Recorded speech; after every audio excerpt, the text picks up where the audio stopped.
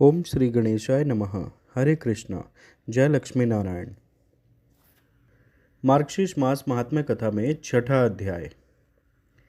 ब्रह्मा जी भगवान विष्णु से बोले कि हे अच्युत, घंटा, नाद और चंदन का महात्म तथा जो फल होता है, हे स्वामी, वह आप कृपा करके बतलाइए। श्री भगवान विष्णु बोले कि हे ब्रह्मा जी, हे देवेश, जो स्नान और पूजन कर्म के समय मेरे सामने घंटा नाद को करता है, उसके पुण्य फल को आप सुनिए। वह पुरुष हजारों कोटि वर्ष पर्यंत और असंख्य कोटि वर्ष पर्यंत अप्सरा गण से सेवित होकर मेरे लोक में वास करता है, क्योंकि घंटा समस्त वाद्यमय और समस्त देवतामय है। अर्थात घंटा में समस्त वाद्य और देवता कहे गए हैं, इसलिए सब प्रकार से घंटा नाद करावे। समस्त विद्यामय घंटा मेरे को सर्वदा प्रिय है।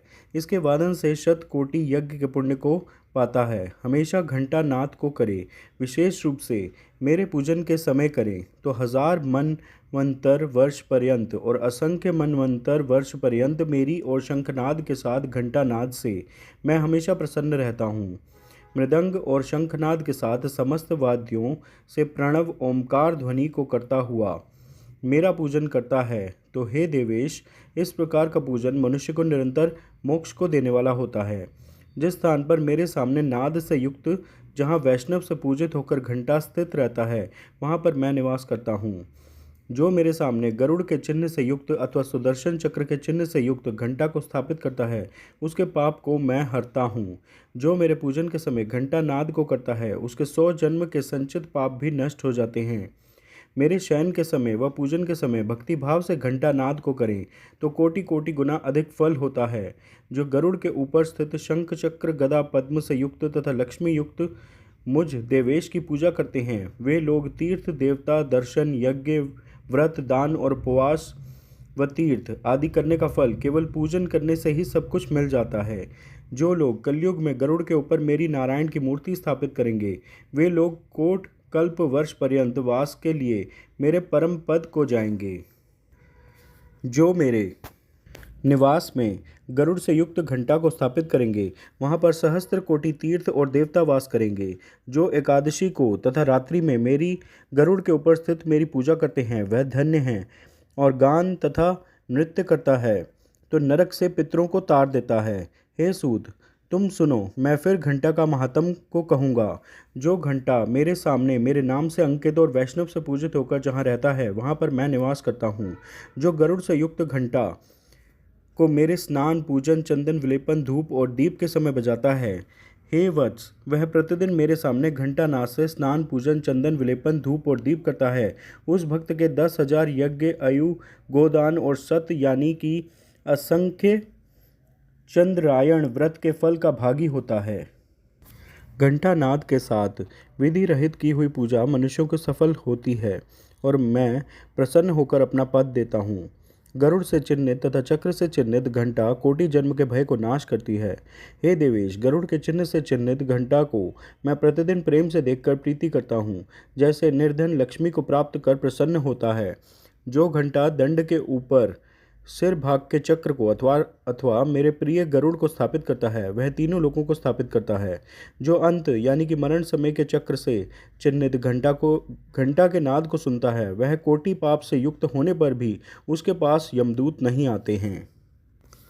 हे सूत, घंटा नाद से समस्त दोष नष्ट हो जाते हैं और देवताओं को रुद्र का तथा पितरों को उत्सव होता है। गरुड़ के अथवा चक्र के चिन्ह से चिन्हित रहने पर भी घंटा नाद से मैं भक्तों पर प्रसन्न होता हूँ। जिसके घर में गरुड़ के चिन्ह से चिन्हित घंटा नित्य रहता है, उस घर में सर्पों का भय नहीं होता और अग्नि तथा विद्युत का भय नहीं होता। जिसके घर में मेरे सामने घंटा और शंख नहीं होता है, तो वह मेरा भक्त प्रिय कैसे हो सकता है। अब मैं चंदन का महात्म आपसे कहूँगा, जिसको मेरे लिए अर्पण करने से मुझे अत्यंत प्रसन्नता होती है। इसमें कोई संशय नहीं है।